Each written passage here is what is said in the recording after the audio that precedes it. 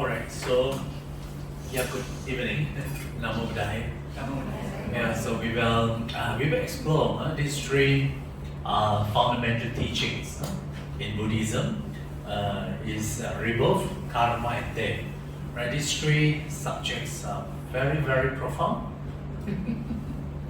Very profound, and it's not easy to understand. Yeah. Anyway, during the times of the Buddhists, this teaching, right, are quite newly discovered, right, in Buddhism, and of course, this kind of teaching that have not been heard of before in other religions. So we find a lot of new teachings here, and then you don't find it in other religions. Of course, you find the words rebirth, karma, and death in other religions, but they offer different interpretation. Okay, so of course, if you don't understand this teaching properly, right, that also leads us to a misconception, right, misunderstanding, a misconception about the existence of a permanent self. Right, we know that Buddhism denies the everlasting permanent entity, right? But if you don't understand our Buddhist concept, you will have this kind of misunderstanding, right? Misconception that even Buddhism believes in the permanent self. Okay? Why this permanent self is very important? Because, like in many other religions, this idea is important, especially to account for a continuity, right? For example, if you die this life, and then what continue, from this life to another. If you don't have the idea of the self, then how are you going to account for the continuity of life? You see? But of course, Buddhism don't talk about this permanent self. Okay? So, alright. Okay, now we look at other religion, talk about the concept of rebirth, right? Okay, the first one is Hinduism. Okay? We know that the Hinduism, they have a belief of a permanent self, okay? And they have the idea that the self, the capital S, S-E-L-F, the capital S is created by the God, right?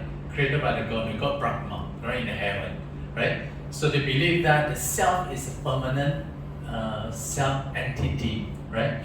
That exists independent of the physical self, right? Other than the physical self, there is this permanent self-entity, and that self-entity is residing inside the body, right?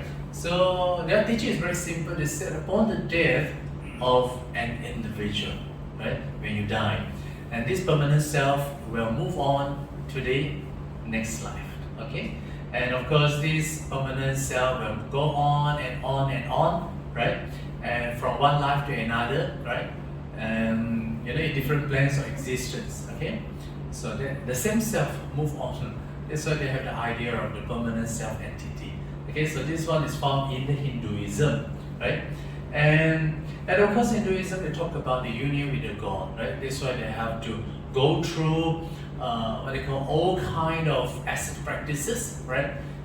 So that in order to get yourself, okay, your soul purified, right? So once your self is purified, then they regard this as the union with the Brahma, right? The creator God, okay? So they consider it as a union with the Brahma God, from your small self to this self, right? So this is their idea. And of course, this kind of teaching is not that difficult also, right? Because all of us created by the God Brahma. So eventually we follow the God instruction, right?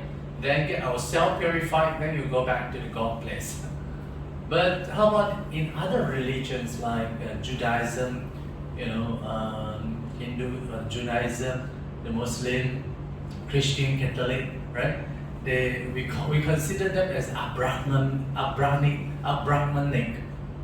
okay, a Brahmanic religion, okay? And then they have the belief that, okay, then if you believe in the God, right? They have God, they have so many gods, only one God, but very different version. Then one will be lived eternally in the heaven, right?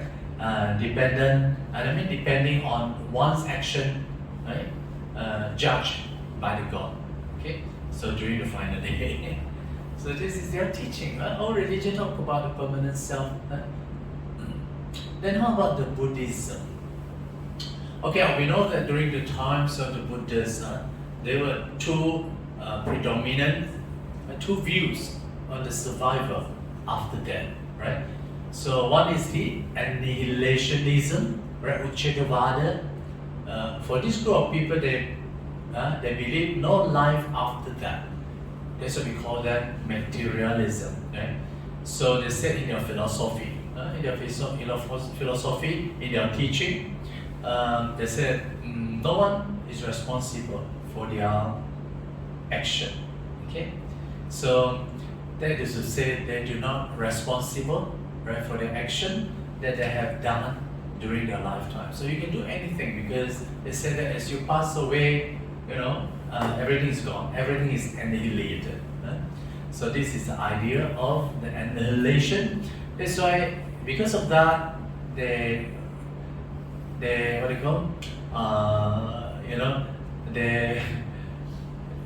They don't have an idea of responsibility. You can do anything. Then at the end of the day, you don't need to be responsible for any action that you have done in the past. So you can do anything. So they said that why should we torture ourselves in this lifetime? Why you have to spend hard time, torture yourself? Why not go to enjoy your life, to the fullest? Right?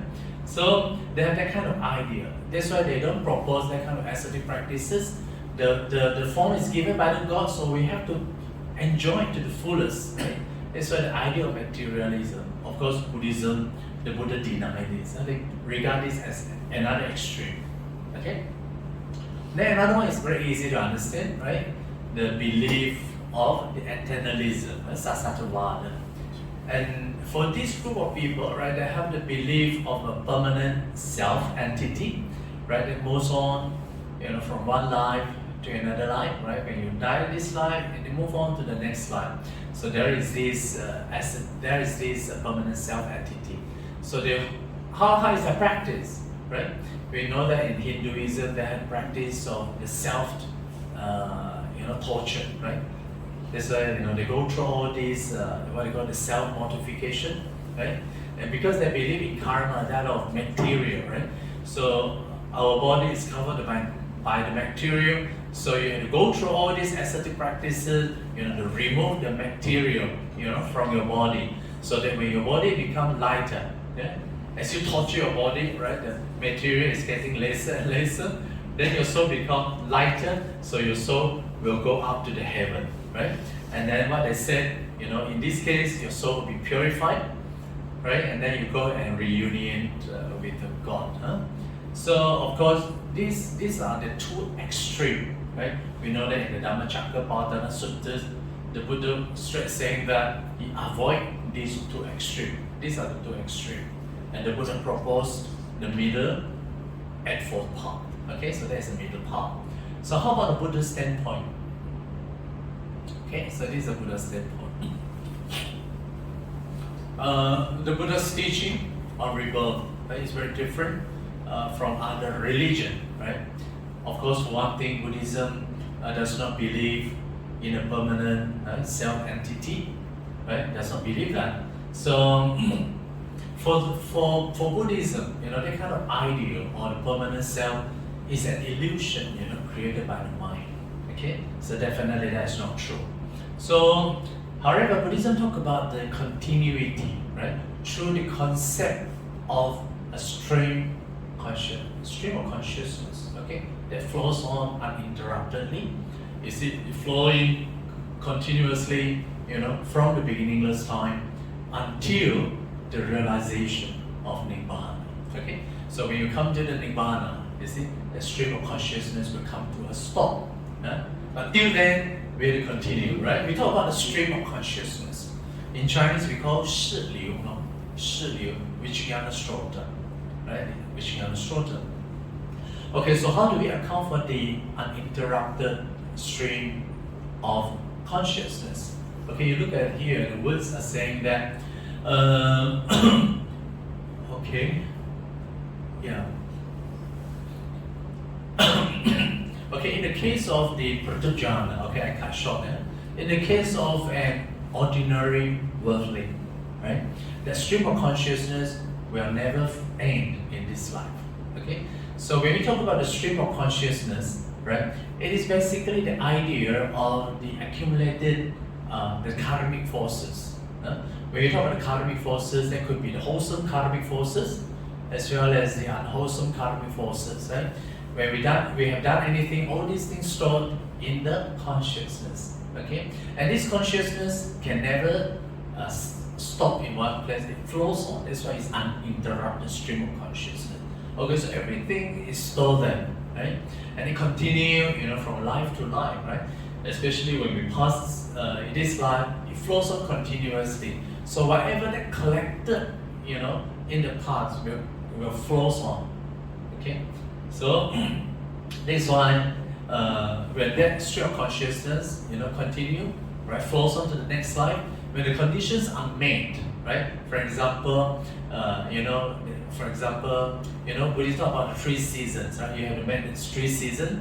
Like for example, the what do you call 母亲的时间, like what do you call the time of the season, the conceiving before that, yeah. You're talking about the 3 conditions, right? You're talking about the sperms and the eggs of the father and mother, right? And then about the time of what do you call the season.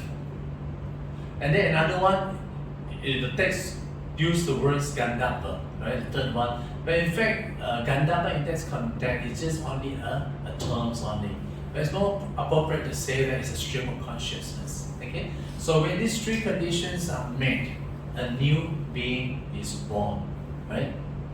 So, and of course, the Buddhist idea of the stream of consciousness that's flow on and on uninterruptedly, right? This is to account for to avoid the idea of the permanent self, right? When you talk about the permanent self, it will be stay, remain as it is. But you are talking about ongoing, right? Uninterrupted. It means that the succeeding moment, right? Say like from A to B, right? The moment of B is the accumulation of the past plus the forces of the A, right? So when you come to the B, is A plus many in the past, like that. So it never stick in one place. But their relationship is that it's a neither nor. You cannot say that the succeeding moment is exactly the same as the preceding moment, right? No, they are completely different. Okay, so that kind of idea is very interesting, isn't it?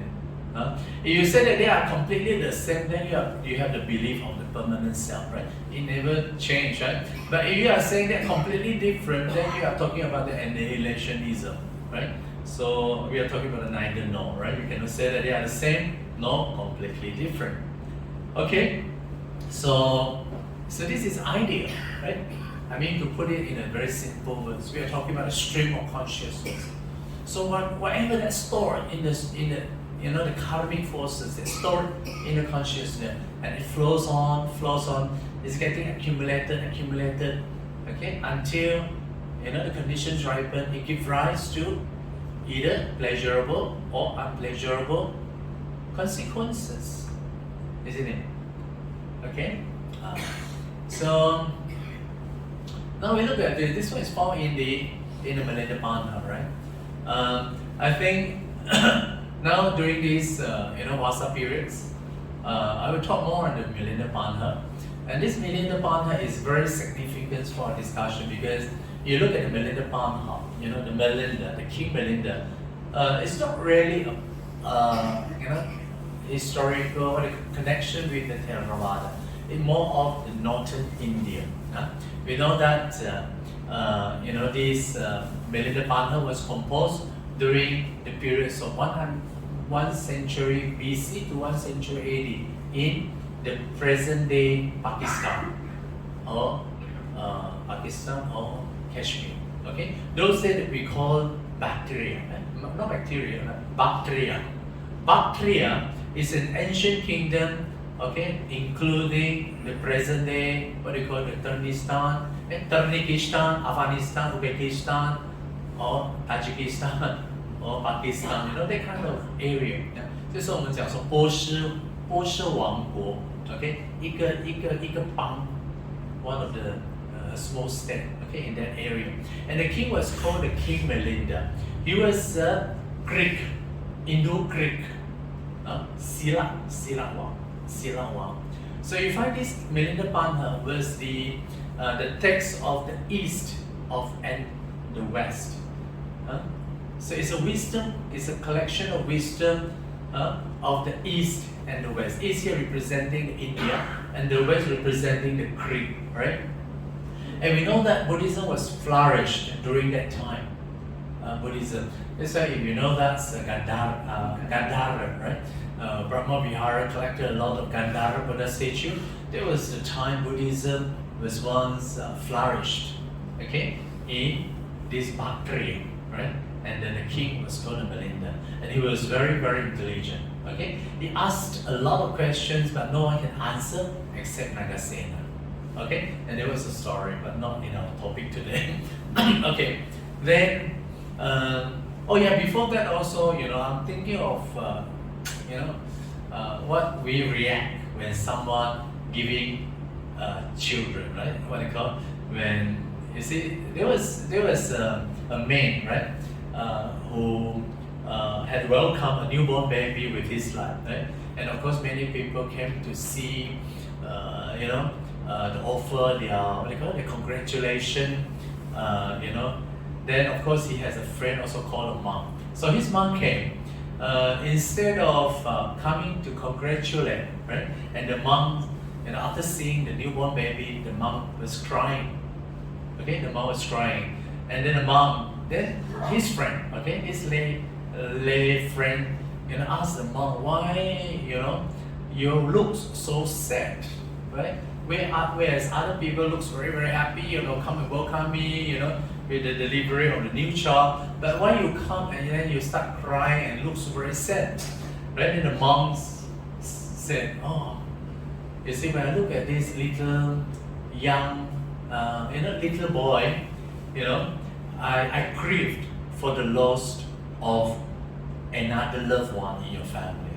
It means that everybody welcome the baby very happy, but mourn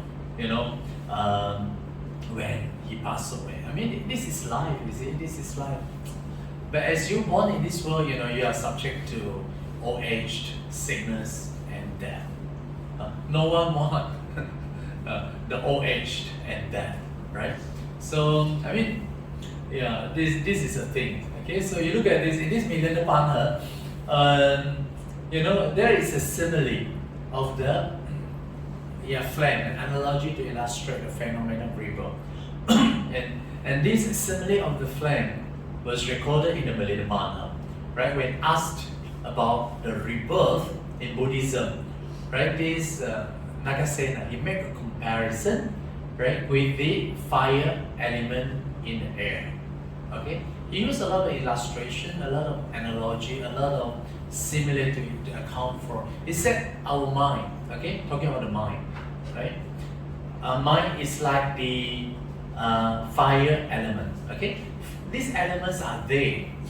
Okay, in the air. The fire elements are there. The minds are there. So the body is like the candle.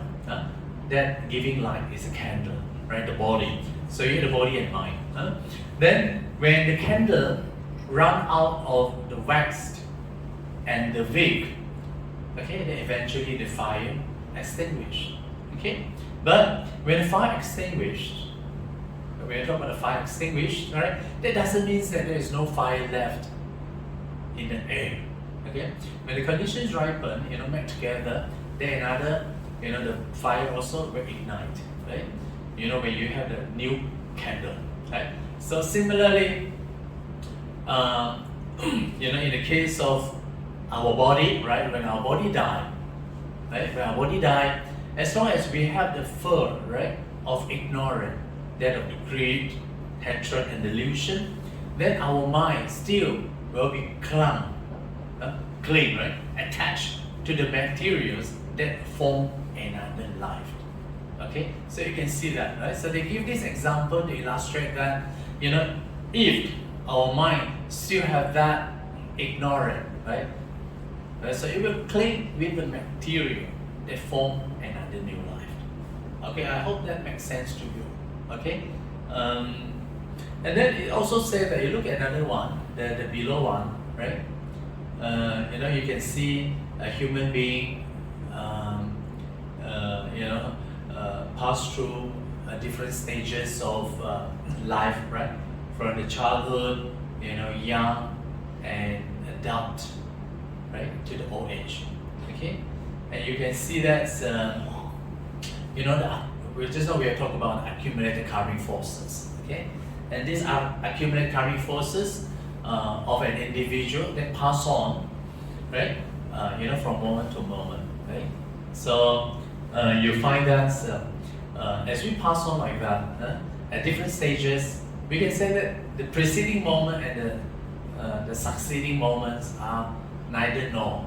You cannot say that they are the same nor different. Okay, so we can say that we are exactly the same as the young one. No, definitely not the same. But you cannot say that they are completely different, right? So okay, so these are the the example, the similes explained in the Millennium Path. And also you find in the Millennium Path, right? They said he who is reborn, like I say now, is he the same person or another? Then the answer is neither the same nor another. Okay? So give me an illustration, right? You see the king, everything one illustration. Example, right? So you can see that this is the time the Mahayana Buddhism also evolved, right? Some schools said that the growth of the Mahayana Buddhism is also due to the drashtantika, right? Due to the use of the simile.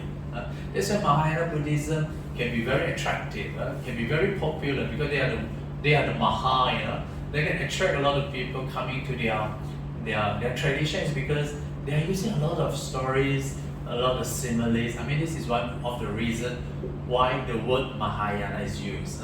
You see, in the Mahayana, when they start giving talk, a lot of people coming to them, because they use a lot of simile, illustration. The talk can be very interesting. Where is Theravada? Oh, you use a lot of Abhidhamma. When you talk, everybody could down.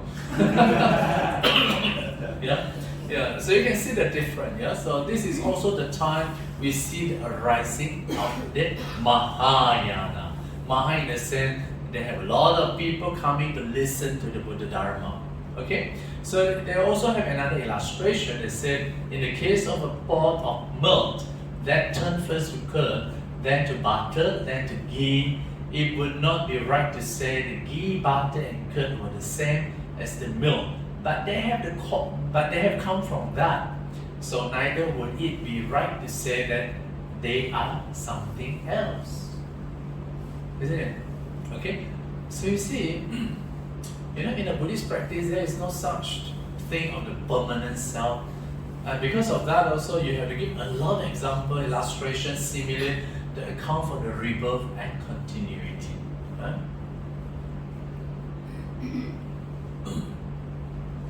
Okay, now we talk about the not this one. Okay, now we talk about the karma. Okay, so this is a very standard explanation of the karma, right? The karma is explained in terms of the volition. Okay, they say it is a volition, a kind of volitional action, volitional act that I call karma. For having will, one act by body, speech, and mind. Okay, so the Buddha says all volitional actions create a potential to bring forth results. Okay, when conditions are ripe. Okay, it's all the volitional act. I want. You see, then we say I want, right? Then you will act by means of body, speech, and mind. Okay, so you can see they're all predominant by the volitional action, volitional acts. Okay, so this karma, I mean in brief, it's very easy to understand. Okay, now we also give the sutta, so it's from the Chula Kamma Vibhanga Sutta, talking about the karma and its fruit. Okay, well, talking about how karmic forces, right, influenced the differences in the human life, right?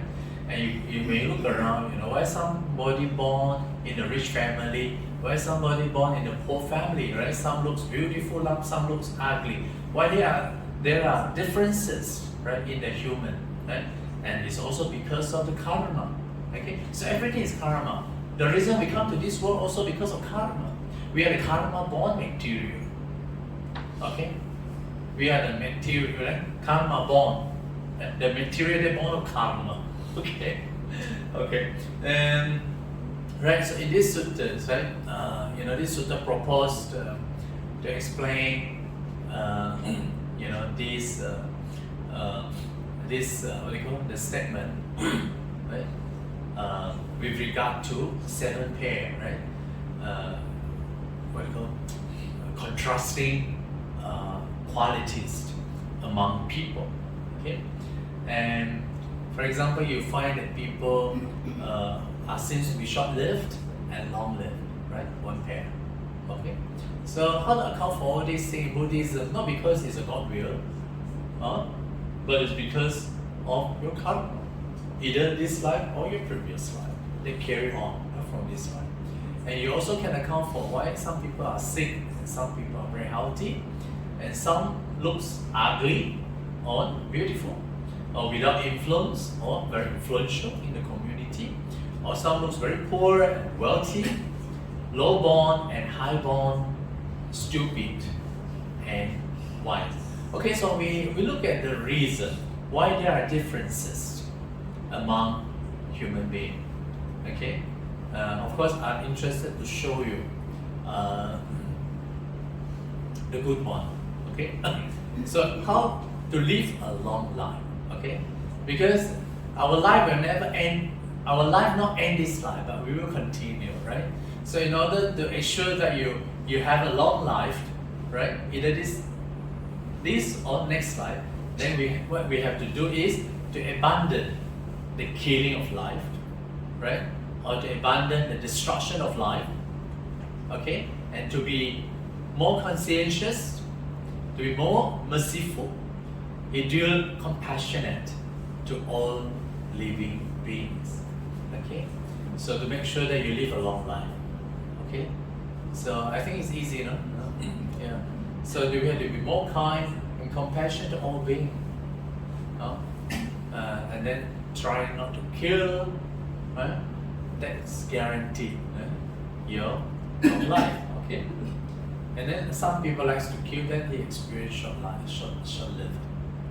And then the second one also talk about why some people enjoy a very healthy life, because right, he does not injure beings, okay, with hand, okay, with cloth, with stick, or with knife, okay. Okay, so all this is also because of karma, right? Karma. We are doing the good action, the wholesome action, right? It says that. Then another one. Of course, this one needs further elaboration. Okay, I think it's very interesting if you can gather around, to discuss more on this thing. Okay, but I'm giving you just a brief description. Okay, now you look at it. Why some people looks beautiful? Because it does not angry, right? That's not angry. So if you angry a lot, then it looks ugly. Okay, so even when criticized a bit, he is not offended. It does not become angry, hostile, and resentful, and does not display anger, hate, and bitterness. Okay, it's okay when somebody scolds you. Okay, 这係欠做你嘅啫。Thanks for clearing my past karma. So you don't show any the resentment towards that person, but in fact you express your 感恩幫你消業障。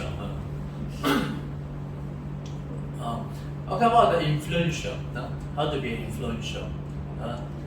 Some people are very influential. When you speak one word, for everybody listen.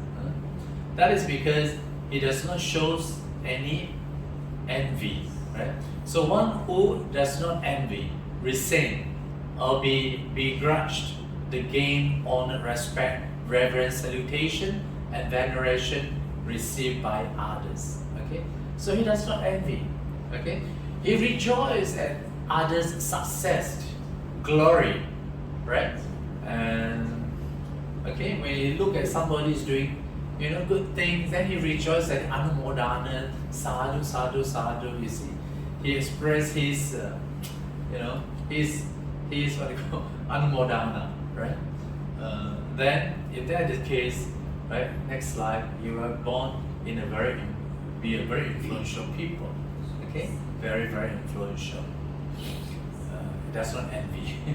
So it's a 全部是一 And then this one is wealthy. How to be a wealthy person, right? This slide. As opposed to is poor, right? So how to be wealthy? So he continuously giving food, like drinks, clothing, the carriage. It's like the transport, okay? The garlands, the scents, the unguents, the beds, the dwelling, and lamps. Okay, the light to ascetic or brahmin, or in brief, they give to the give to the monastic. Okay, so you keep giving, the food, then you will born as a wealthy person in your next life. Very easy to understand. So you look at how Buddhism grow, from the ancient time till now. It all depends on the generosity. You can see that the Buddhists from different eras, from different time, keep doing, keep offering, because they want to accumulate good merit for themselves. Even you look at this Gandhara also, you see they have the belief by making Buddha statue. Okay, they also get married for their reborn in the heaven. Okay, and this one is also proposed by the Mahayana Buddhism. You see, and Buddhism. That's why some people said that Buddhism, one of the region Buddhism, Mahayana Buddhism flourish is also in the Gandhara. So they consider Gandhara as original Mahayana Buddhism. And you look at the features of the Mahayana Buddhism, is the making of the Buddha statues. Okay, they like to make a Buddha statue because they consider making Buddha statue as the greatest offering. Okay, as they make the Buddha statues, they also bring forth their bodhicittas. Okay, the bodhicitta, Buddhistic bodhicittas. Okay, citta means the mind of the enlightenment. And as they make the Buddha statue also, they have a lot of satisfaction, a lot of joys. Okay, and then it's the greatest merits for them. So this is one of the earliest features of Mahayana Buddhism. Maya Theravada don't emphasize that a lot. Okay, but I think because nowadays Theravada is a mixture of Mahayana, so we also encourage people like in Thailand. They also encourage people to make to donate, to make the Buddha statues. Right? So they are giving away the Buddha statues around the world. So that kind of idea is also influence on Mahayana Buddhism. Okay. Okay, now how about the high bond? How to have the high bond? They said you are not obstinate and arrogant. Okay, it means that to be humble. Okay, then you pay homage to one who should receive homage. Rises up for one in whose presence he should rise up. Offer a seat to one who deserve a seat.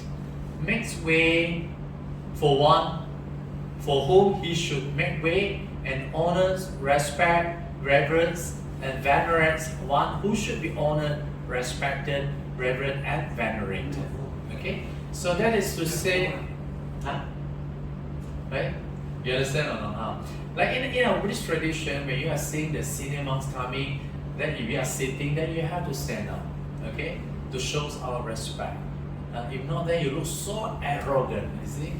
I mean, the Buddhist tradition is like that. When you are passing by a senior monk, you lower down the beat of your head, right? You can say like that. Oh no. So we lower down. This is a very Buddhist way to express our humbleness, not to be too arrogant. Okay. So even when we are eating, we make sure that the senior monk has started to eat, then the rest follow. Okay, we don't say, no, why should I wait for him? I'm not to have that kind of attitude, right? You have that kind of attitude, so sure in your next life you will be a lowborn. Right? You want to have a high born, right? Then we can express our humbleness. Okay, the last one. How about you want to be a wise person? Right? They said, okay, then we have to go to the monastery, right? And ask the monk, what is wholesome, what is unwholesome, etc., etc., and what should we cultivate, what should we not cultivate, right? And what kind of action will lead to my harms and dangers for a long time, and what kind of action will lead to my welfare and happiness for a long time. It's like, keep asking the question, keep clarifying, your doubts, right? As you clear your doubts more and more, then you will be a wise person. No? Not bad, eh? So that makes a difference. Makes a difference. If you keep all the time quiet, then you know now. Yes, this one is also found in the Melinda Panta. Okay, Melinda Panta. Okay. So, okay, now, okay, we are talking about the 4 types of karma, right? It says that at the times of one death, okay? At the times of one's death, it means that is the last thought moment, and this last thought moment is called the death consciousness, 就是死亡性, the death of consciousness, and this death of consciousness will surely influence the succeeding, the relinking birth consciousness. Okay, for Theravada there is no such thing called intermediate being. They are talking about immediate. Okay, immediate. But again, the immediate is subject to interpretation. Okay, you can say that immediate with no gap, but immediate also some gap also. It depends on your karma. If your karma is so strong, for example, it's like the Vekti karma, then sure it's immediate. Okay, so they are talking about what the karma is, the accumulated the karmic forces that carry on from the beginningless time. Okay, at the moment when you pass away, so these accumulated forces will continue to the next life. Okay, will continue to the next life. Again, just now I said that there is no intermediate gap in between. Not like Mahayana, they talk about 49 days. So during these 49 days, you will turn into like a kind of Gandapa. You will be looking around, for conditions to be reborn. But Theravada no such idea, right? We are talking about accumulated karmic forces, and it is the forces that determine your next life, right? So, and of course here they are talking about what determine your next life is these 4 types of karma. The one considered, the first one, right, is the Vekti karma. If you have done any of these Vekti karma, right, if you have done a very wholesome one, right, and that wholesome karma, okay, will take you to the immediate, okay, what do you call, very immediate, right? For example, what are these wholesome karma, right? It says that in Abhidhamma, right? Of course, we are talking about Sutta, but Abhidhamma give an explanation to this. It says if you have achieved, right, the first jhana, or the second jhana, or third jhana, and the fourth jhana, this jhanic experience, okay, the meditation absorption, this meditational attainment, right, is a very Veti karma. It's a very wholesome one. So this Veti karma, that of wholesome, will determine immediately your next life. Okay. Similarly, if you have done any one of these unwholesome Veti karma, you know what are these? Unwholesome Veti karma. For example, talking about this 5, the Veti karma, unwholesome Veti karma. What are these 5? Killing of father, killing of mother, killing of arhat, and then injured the Buddha, and then another one, create the schism, right, among the sanghas.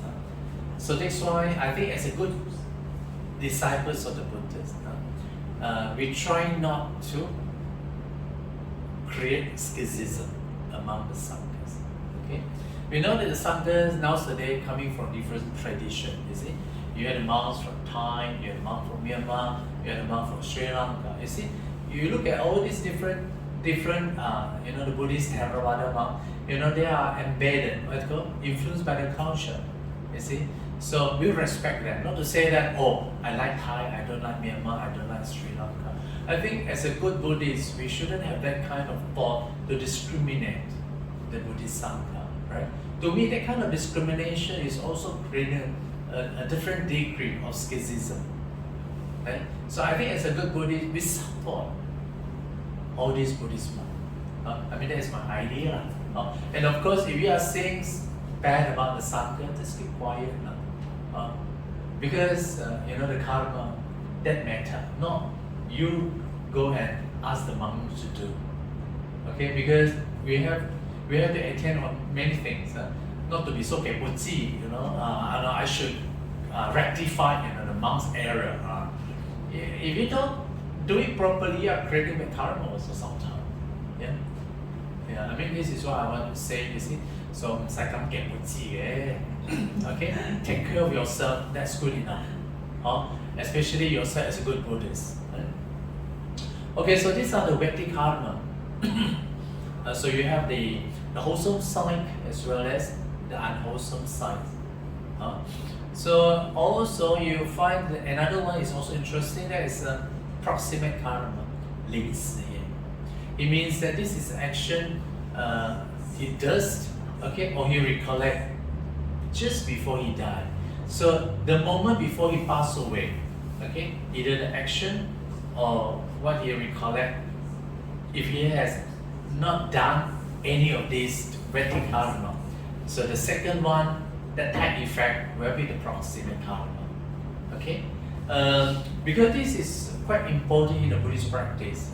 So in our Buddhist cultures, in determining or one's good future birth, right?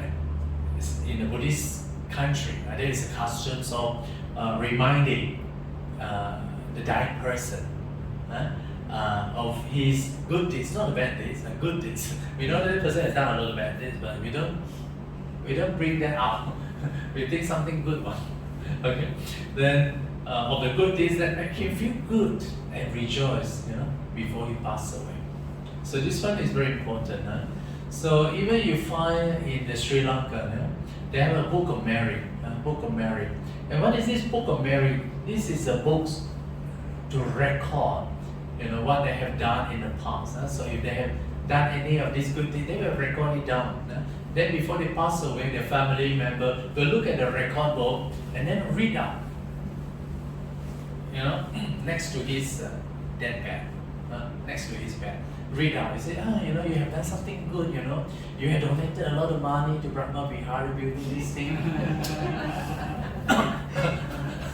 Or even Sudhamma, you see, and you have done, you have donated 100,000, you see, it was very great, you see, that you have done so much good things, the Buddha says, your good karma will take you to the good rebirth. Wow, other person cannot want you. You see? And he forget all his bad karma, the bad things that he has done, but he only recollects something good, you see. So the moment he stopped reading, that good memory will lead him to a good destination. Okay, so this one is very important. And then the third one is the habitual karma. If you have not done any of the first and the second, then the habit karma will take effect also. If you don't have the habit karma, then the fourth one, none other than, also will take effect. So anyway, Buddhism will take the second one. So there is this custom. You can change one's destination also. Ask him to constantly reminding himself of the good karma. Or during the MCO periods also, a lot of people, they cannot invite the monks. Monks also don't have this opportunity. At that time, there is no, Zoom video conferencing or things like that. You see, people are not used to it. Yeah. But I think after MCO now, everybody are quite used to this.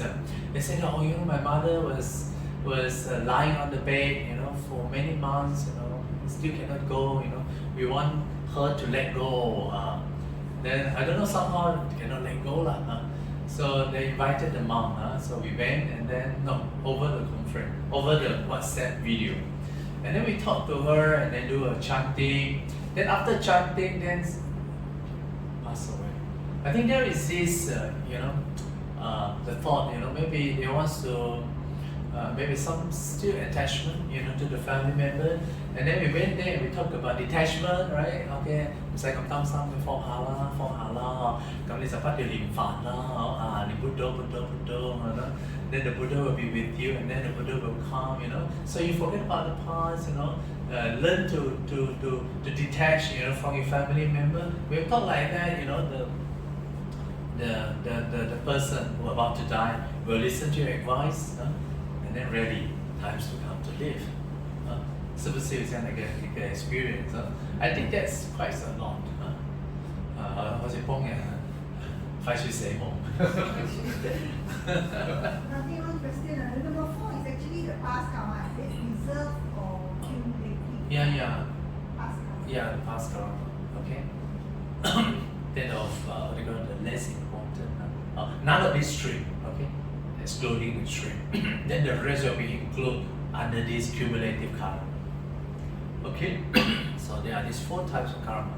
Now, okay, we look at the death sign also.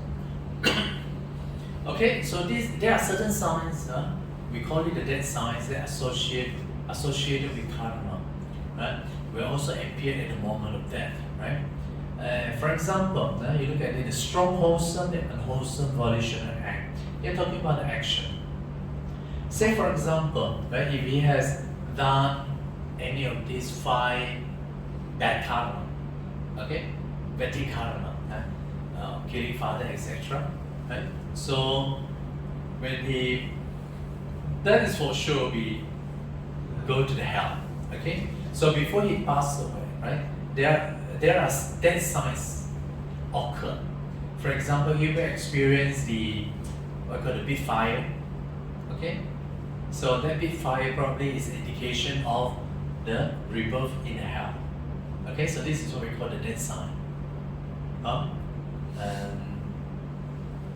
death sign, is it natural or is it in the conscious mind?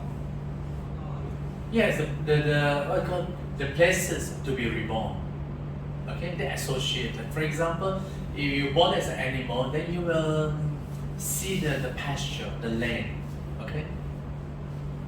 Say like you're born in the heaven, then you will the associated death sign will be you will see the angel, right? Or the sky. My body the sky. The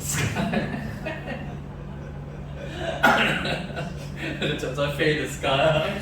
So you will see, this heavenly palace. Also, the death sign also include like if you are a butcher, right? You keep killing the animal, right? Then you will also see the animals come and groaning, right? Or come to attack you, right? So there is the belief, among the ancient time. We see for those who work as the butcher, before they die, they have to prepare a knife in front of them. If they if they see any of these dead signs, you see, they have to take that knife and kill them. Okay? And then they all run away. Have you heard of that? No, Because you operate the low team. We heard of people, if you go to the heavenly realm, got a chariot, come and fetch them away. Oh, yeah. Probably these are the signs. Okay? You can say it's a good sign. Good sign. So that indicates your rebirth in those celestial heaven. Okay? Then how about the doctors? How about the doctors? If you were a doctor, right? So because you are so used, to attend to the sick person, right? So you will, record images of your, or what do you call it? Images of healing the sick person, right? I don't know. Because your daily routine is to see the sick person. So you will see all your sick person. You will recall that memory. Or even the monks also, you see, they may remember the teachings of the Buddhists, or even they recite their I don't know. Okay, so these are the various the signs. And then, okay, so various signs. So you have these wholesome, and the signs of karma, and the signs of destinies. Okay, so indicating the types of the birth or the plan of existence one is going to be born. Alright, so okay, I mean these are just a shorter explanation. Okay, now we are talking about the three conditions for a conception of a being. Right? These three factors are necessary, right, for the rebirth of a being. Right? So it's a mother's need to be in the fertile period, right? And then you have the union of father's sperms and the eggs, and then another one is the karma energy. No doubt the sutta used the word gandapa, right? But the gandapa in the context of that suttas, right? It's just what we call a destination, provided. So I think the first two is okay lah. These are more the physical aspect of it, right? So that is to say, when a person dies, right? The moment he passes away, that very moment, all the previous accumulated karmic forces, right, will pass on, to the succeeding rebirth, what I call consciousness, right? So okay, now we look at this. After seeing all these things, how about the rebirth? Right? It's also of our concern where we want to go. Right? If you don't know where to go, right? Then you don't know where to go lah. That's why we are very sure that we want to go. Like for example, as Buddhists, we want to go to the heaven. Right? If not Nibbana, at least make sure that our rebirth in a good existence. Not born in the animal, not born in the hell. But at least come back to the world or born in the heaven. But when you come to the heaven, there are so many heavens out there. Okay, we have to know where we are. So it's interesting. So you see, talking about the 31 planes of existence. So you see the rebirth take place in one of these 31 planes of existence. And they're divided into 4 groups. You have the 4 woeful states, right? And then another 7 happy states. And then you see, there are about 11 are collectively termed sense sphere. Okay, here.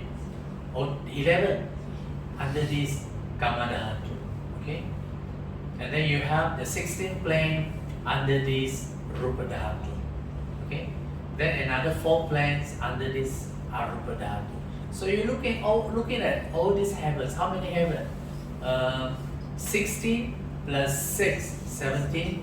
So plus 4, 21. So in Buddhism we have 21 heaven. In this order, in the vertical order. Right? Not one heaven, but 21 heavens. Okay? So, 31 planes of existence. Yeah. Huh? Heaven. No, plane of existence, but heaven, you have 21. Okay? Hey, is it? Sorry. Is it? It's 26. 26, yeah, 26, sorry. Yeah, because the one heaven, the happy state in this Kamma Dhatu, you have 6 heaven. Okay? 6 plus 16, 22, 22 plus 4, 26. Okay, so you have 26. Oh. And then one human, and then another 4 woeful states. I think these 4 you know. Huh? So, but there's so many heaven, easier to go heaven or go to Buddhist. Because so many heaven. Not easy. Not easy. You have to accumulate good karma. Again, all karma. You have to accumulate good karma. No? That karma is in the form of danas, but they are also in the form of cultivation. Okay, if you have cultivated enough, right, to the attainment of the meditation, no? If you have experienced any of this absorption, right, the first jhana, second jhana, it's also a very good karma. Right? So you were reborn in the 16th heaven of the Rupa Dhatu.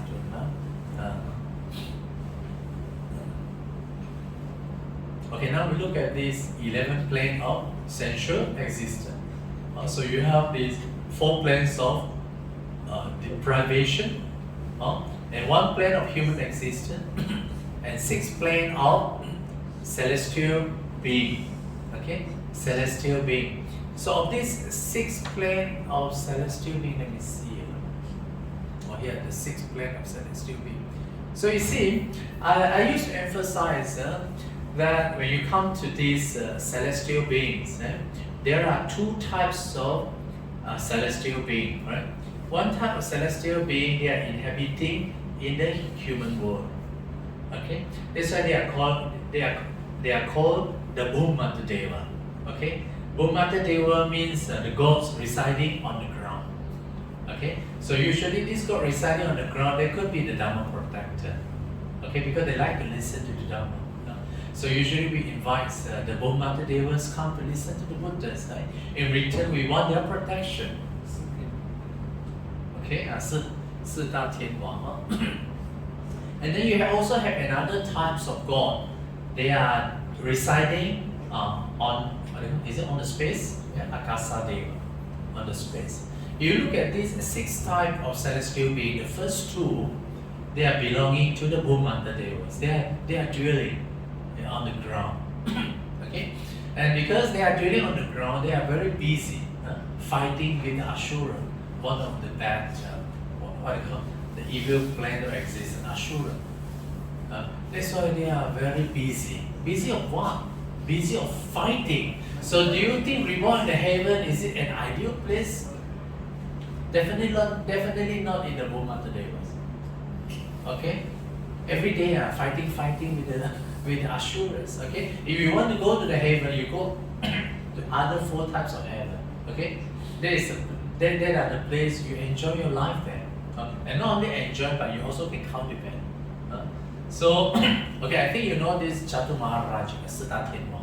Okay, the 四大天王, guarding the 4 different directions, right? And then they control all these Bhumata Devas. Okay, and they are the army, they are members. Okay, so you have this Chatumarajika, and then you also have these Tawatimsa. Okay, the Tawatimsa, right, is the 33 deities. Of course, they are doing many good deeds, right? They are building road, right? So upon the date of their body, right, these 33 men, they are reborn in the heaven, and each one of them in charge of different they call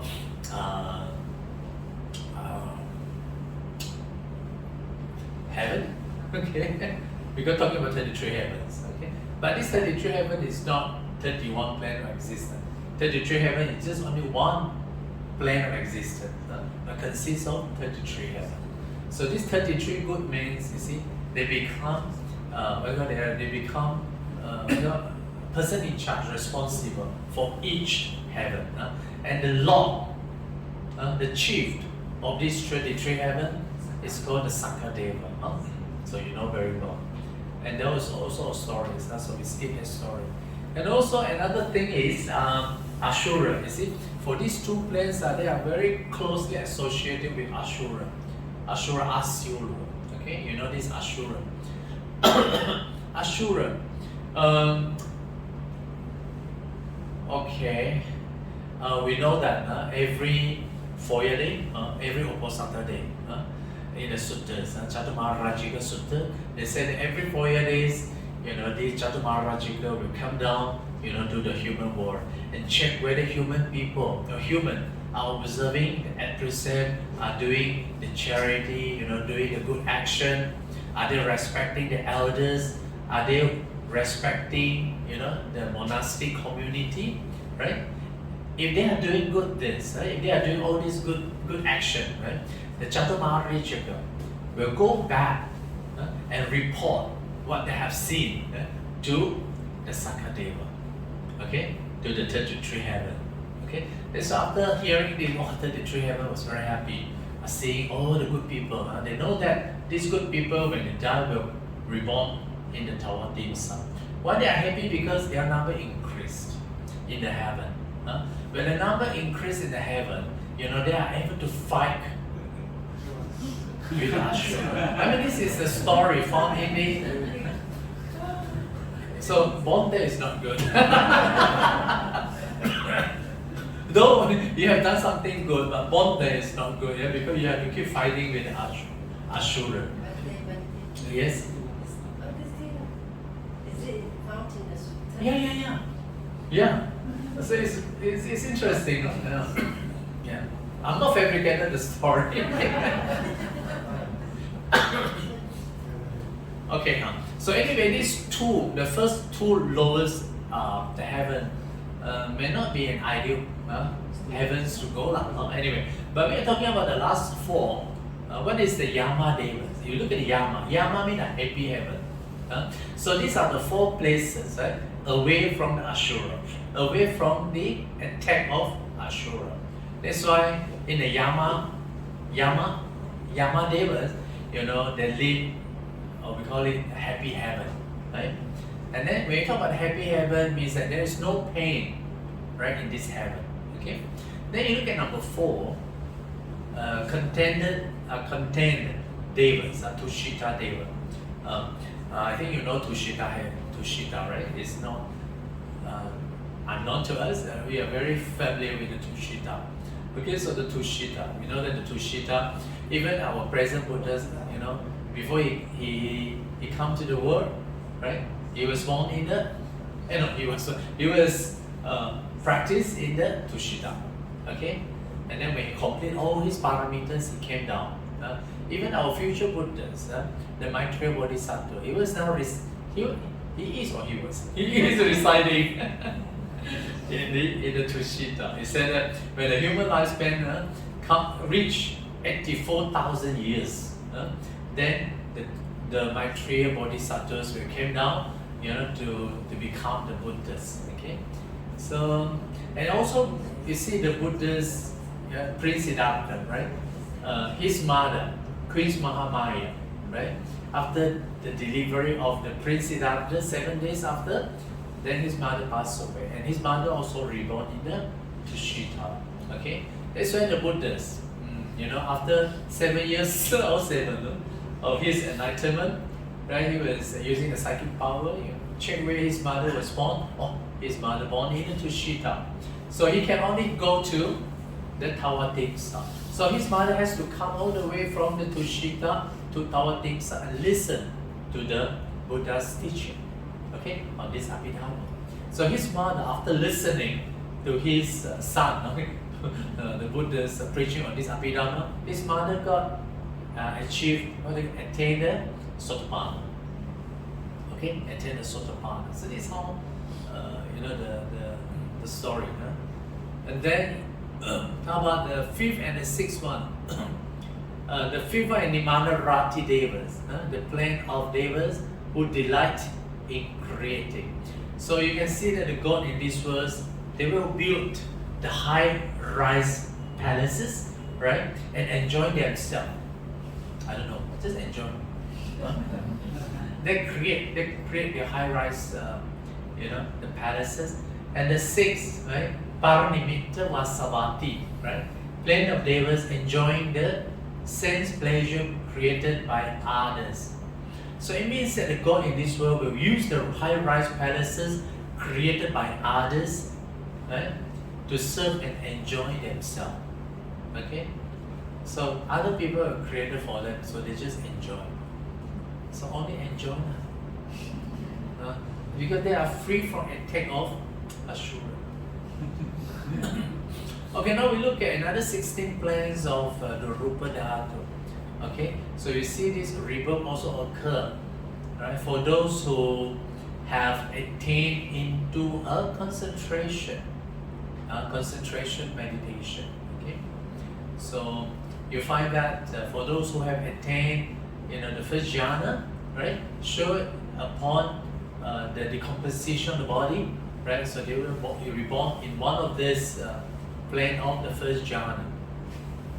Okay, then similarly to the plane of the second jhana, right?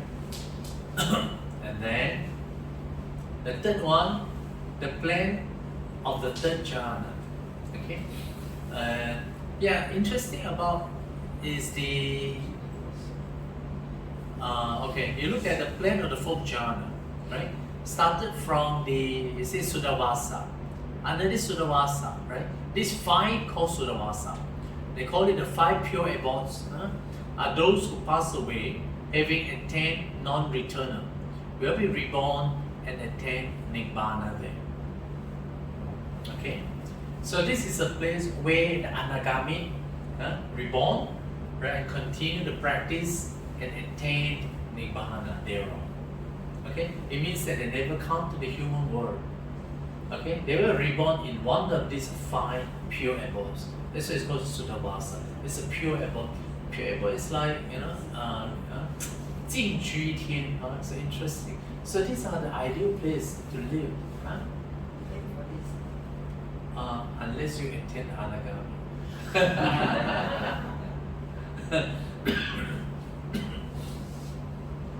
Okay, now we look at the last one. Okay, these are not really interested. 4 planes of material existence, because Buddha didn't encourage us to go, to be reborn in one of these 4 planes of material, because in these planes, first, for one thing, you have to live there for eon and eon and eon. Don't know how many Buddha come and go. You still meditate there. But then meditate doesn't give rise to wisdom. Okay. Okay, so don't go there. So these are the 4 places. Now I think the last one, a reflection on the death, karma, and rebirth. So to sum up, these are very central teachings. I think the reason we come to Buddhism is also because of this, right? Yeah, because we care where we go after this, right? And also we care, what constitutes the continuity. If you say there is no belief of the permanent self-entity, what transpires? Yet the Buddha says, right, we are responsible for our action. Okay, so how you account for this responsibility? How you account for the karma? Right?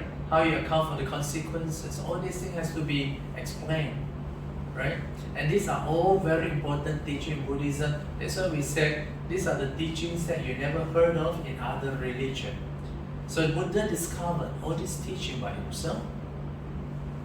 Okay? Then of course, for all these things, one thing for sure, if we are doing good karma, right? In this life itself, we will experience happiness, right? And this happiness will continue, right? In the next life and the life after next. For sure, one thing, okay, for sure. So we have to do good karma. That's why in Buddhism we keep emphasizing of doing good karma, doing good karma. When we die, all the money cannot come with us, right? So what remains is the karma that we have done, right? The merits that we have done that we have accumulated in the past. And it will continue on and on and on until the conditions ripen. Okay? So, and of course another thing is, as a good Buddhist, right, we are all very good Buddhists, right? And the Buddha taught us, not to do bad, but to cultivate good thing, right? More important is to cultivate the mind, right? So we have to purify the mind. And so we know that, when you cultivate the mind, the Buddha said eventually, right, you will realize the Nibbana, okay? Ultimately, right, you realize the bliss of, achieve the bliss of Nirvana, okay? So we had to prepare early, right? Life after that, when we are fit, mentally and physically. We all very young, still very young. So we have to prepare, one day we will die, okay? Prepare well, okay? So how to prepare for this? When your body, when you're physically, mentally are fit enough, so why not come to attend the meditation retreat, Don't wait until it's powerful, no one can help you. So when you are fit, right, mentally and physically, go and attend a meditation retreat, right, observing this Uposatha Choya Samma. You see, for Mahayana, they're very good at observing Uposatha Choya Samma. They have to be sekzai. Anyway, for them they think Choya Samma or sekzai, I feel good, I'm doing something good. But for Theravadas, we don't have that kind of idea. Right? That's why our Theravada is very weak in many ways. But Mahayana, they are very strong. Okay? So these are the things, So when you come to the preparation of death, here I propose few things now. And you can say that my body is of the nature to die. It will also die just like this one. I will. So it cannot avoid becoming like it. It cannot avoid becoming like this. Okay? So my body is of the nature to die. Right? So it's okay, before you go back to sleep, right? You can contemplate on death. I'm preparing to die now. Isn't it? So you can say Marana. Say 死亡 and then lie down. 真係死咗啦。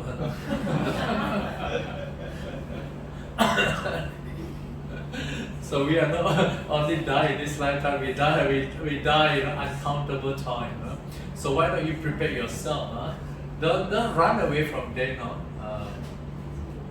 Okay? And also you also can contemplate, my death is certain, my life is uncertain. The death is certain. I shall certainly die. My life will end in death. Death. Okay, Mao? Very positive, isn't it? Very, very positive, isn't it? I have not gone beyond death. I'm bound to die one day. Life is uncertain, death is certain. Life is uncertain, death is certain. Life is uncertain, death is certain. Okay? So you can repeat this thing yourself. Then the following day when you wake up, what should we say? Then you will treasure, very well, or who knows, the moment you die, I'm in the heaven. Okay, so prepare yourself for all this. Okay, I think that's good. Enough for today's sharing. Monday of 24 heavens are which best heaven to be born? Depending on your karma. Of course, Sudhamma, isn't it? 大善 is Anagami, the abode of Anagami. Yeah, I think the base is under the 16 heavens in the Rupa Dhatu. Okay, for those who have attained any of these jhana concentration before. Okay, so it means that when you reborn there, you continue your practice. You cannot reborn there, you could sit down also okay. Okay lah. Of course. Of course lah.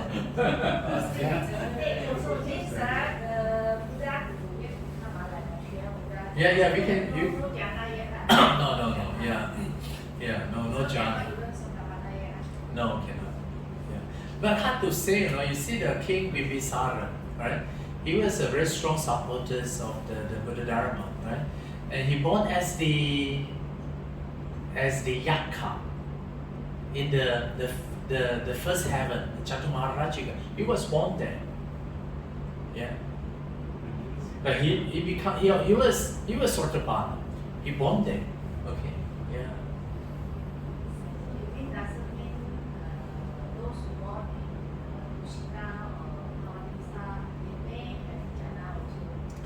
Yeah, may have, yeah. Again, it depends on the karma. Yeah. If the karma is so strong, then they will take immediate rebirth to those higher existence. If not, then it's also due to the influence of other different karmic forces. They may have reborn in other places, but definitely for sure, reborn in the good realms of existence. Yeah. Or maybe also come back to the world. Why not? Also good, ma. Come back to the human world and continue experiencing suffering and happiness. Okay?